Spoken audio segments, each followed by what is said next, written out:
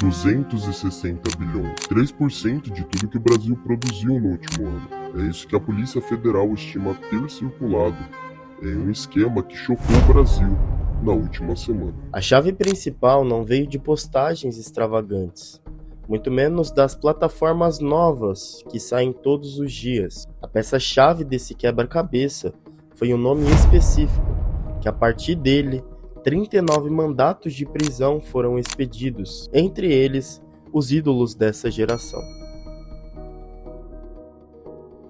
Rodrigo Morgado, conhecido como o Contador, foi preso na Operação Narcobet e é por ela que devemos começar. Neste vídeo vamos entender como um contador de escritório se tornou o arquiteto de um império, porque o sucesso de nomes como MC Pose do Rodo e MC Rian SP eram a camuflagem perfeita para o sistema financeiro, e como as casas de apostas e os sorteios de carros luxuosos fecharam um ciclo do que pode ser a maior lavanderia de dinheiro da história recente do Brasil.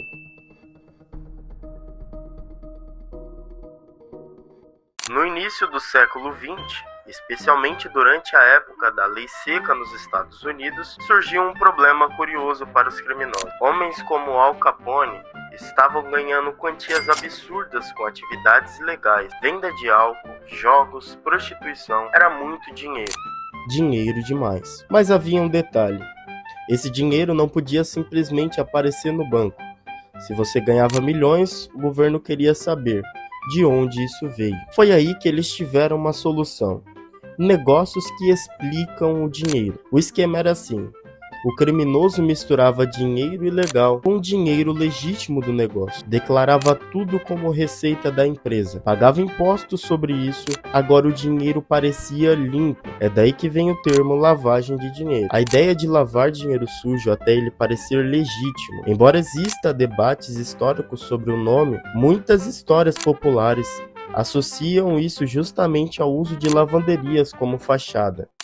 No dia 14 de outubro de 2025, Rodrigo Morgado, conhecido como o Contador, foi preso pela Polícia Federal na Operação Narcobet. A Polícia Federal chegou no nome dele por meio de uma progressão de investigações, que começou com o monitoramento de crimes de tráfico internacional de drogas e evoluiu para análise de dados digitais. O nome de Morgado apareceu pela primeira vez como um alvo inicial na Operação Narcovela. Nessa ação, os agentes apreenderam o telefone celular dele. O fator decisivo foi a obtenção de autorização judicial para acessar o armazenamento em nuvem, o iCloud de Morgado.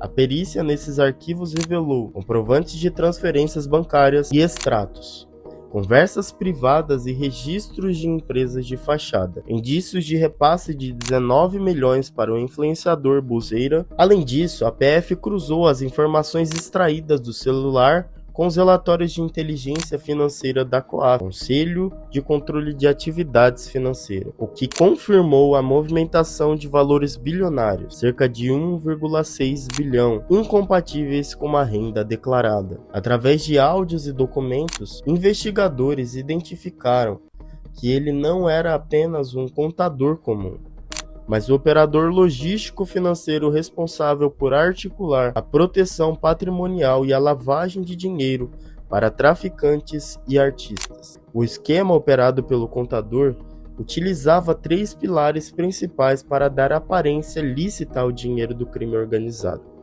Primeiro, empresas de fachadas e mescla de capital. Morgado utilizava empresas reais e fictícias para misturar dinheiro sujo com receitas legítimas. Empresas de entretenimento, produtoras musicais e empresas de eventos eram usadas para simular lucros vindos de shows e música, fintechs e conta bolsão. O esquema utilizava instituições financeiras digitais para pulverizar valores, dificultando o rastreio por órgãos de fiscalização. O dinheiro também era injetado em negócios como postos de combustíveis, padarias gourmets e lojas de cosmético. Para blindar o patrimônio e retirar os valores de alcance da justiça brasileira, o grupo utilizava ativos digitais. A conversão para criptoativos, o dinheiro em espécie ou em contas de laranja era convertido em criptomoedas para facilitar transferências internacionais rápidas e anônimas. As transações em blockchain servem para quebrar a trilha do dinheiro, impedindo que a polícia identifique a fonte original, como o tráfico de drogas ou rifas clandestinas. Morgado gerenciava a posse formal de bens de alto valor, imóveis, embarcações e carros de luxo, como a Lamborghini apreendida. Eram registrados em nome de terceiros ou de empresas sob seu controle para evitar o confisco. O contador utilizava as contas de suas empresas para pagar impostos e gastos pessoais dos artistas e líderes criminosos, mantendo-os desconectados formalmente do dinheiro ilícito. Mas agora a pergunta que não quer calar. Por que envolver artistas de massa? Por que nomes como MC Pose do Rodo ou MC Rian SP aparecem em investigações deste tamanho? A resposta: credibilidade social. Esses nomes são inspirações para as pessoas de que é possível sair do zero e explodir com apenas um hit. A dificuldade: não se perverter durante o caminho. Esses nomes têm o que é perfeito ao crime organizado: fluxo de caixa e audiência blindada. Imagine que você é um auditor da Receita Federal. Você vê um jovem de 20 anos comprando uma cobertura de 10 milhões de reais. Isso levanta um alerta, certo? Mas se esse jovem for um artista com 20 milhões de seguidores, que faz 20 shows por mês e tem músicas no topo do Spotify, o sucesso real desses artistas serve como uma blindagem reputacional. O crime organizado percebeu que é muito mais fácil esconder 10 milhões de reais ilícitos dentro de um faturamento legítimo do que 50 milhões. Para o sistema financeiro, aquele dinheiro extra aparece apenas o resultado de um novo hit ou de um contrato de publicidade que bombou. Aqui entra na parte mais complexa. No mundo do entretenimento, a linha entre o personagem e a pessoa física é muito tênue. O artista precisa ostentar para manter o engajamento. O crime precisa de alguém que ostente para circular o patrimônio. Morgado, o contador, era o mestre em unir esses dois mundos. Ele não apenas lavava o dinheiro, ele gerenciava a logística do luxo. O artista recebia o carro, a joia e a lancha para usar nos clipes e na vida real, gerando a prova social de que o funk paga. Mas no papel, quem era dono? Muitas vezes uma das holds de Morgado ou uma empresa de fachada vinculado ao tráfico internacional. Como eu disse, a dificuldade é de não se perverter no caminho. Muitos desses artistas vêm da realidade onde o Estado foi ausente, mas o crime era presente.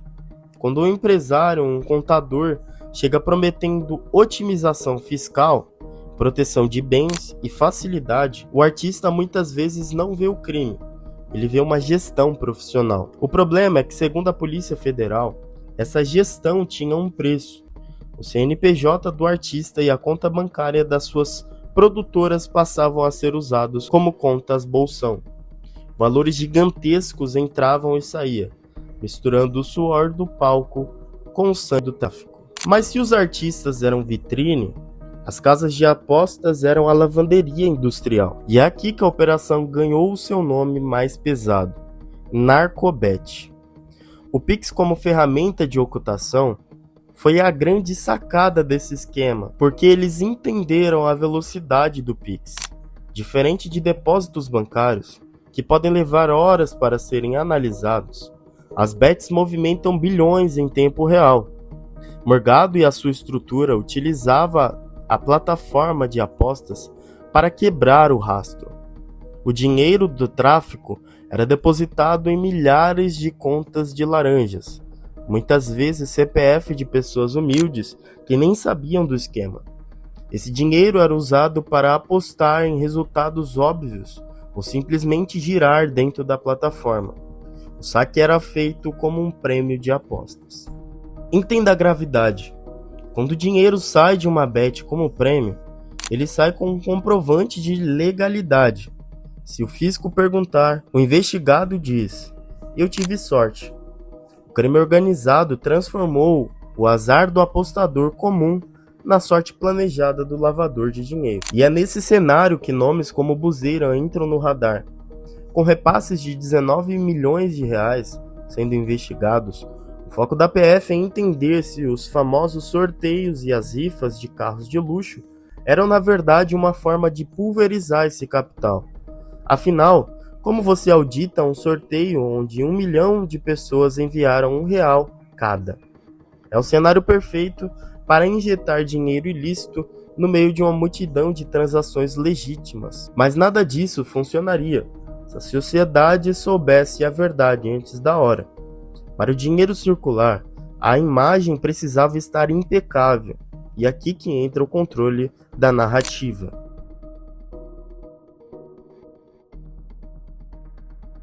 Mas para que uma estrutura de 260 bilhões de reais continue em pé, não basta ter um bom contador, é preciso ter um controle absoluto sobre a opinião pública. É aqui que entra uma engrenagem que muitos chamam de o olho que nada vê. Durante as investigações, nomes influentes no mercado de páginas de fofoca e gerenciamento de imagem como Rafael Souza, dono da página Choquei, foi citado ou tiveram seus métodos analisados sobre uma nova ótica. Foi aí que eles fizeram a gestão do silêncio. Imagine que um dos artistas ligado ao esquema se envolvesse em um problema. Em um mundo normal, isso viraria manchete em minutos. Mas na bolha da Narcobet, o sistema era diferente. Rafael Souza e a estrutura das grandes páginas de entretenimento criaram o que os especialistas chamam de cartel de informação. A estratégia era simples. Se uma notícia negativa saísse sobre Pose ou Rian ou qualquer peça do esquema, ela era sistematicamente ignorada pelas maiores páginas. No lugar da denúncia, as páginas inundavam o feed com notícias irrelevantes ou venda de estilo de vida. Se o artista estava sendo investigado, a página postava que ele comprou um novo colar de ouro. O objetivo, mudar o assunto e manter aura de sucesso. A investigação sugere que esse controle não era orgânico. Existia uma rede de proteção, onde páginas de grande alcance funcionavam como relações públicas do crime. Ao impedir que as notícias negativas circulassem, essas páginas garantiam que o valor de mercado dos influenciadores e artistas continuassem alto. Se a reputação deles caíssem, o luxo de dinheiro das bets e das empresas de fachada também cairiam. Era uma simbiose. O crime financiava a estrutura e a estrutura protegia o crime com o silêncio. No caso específico de Rafael Souza, o poder de pautar o que o brasileiro médio lê no Twitter e no Instagram tornou-se uma arma financeira. Quando você controla o que 20, 30 milhões de pessoas pensam, você controla o risco do esquema.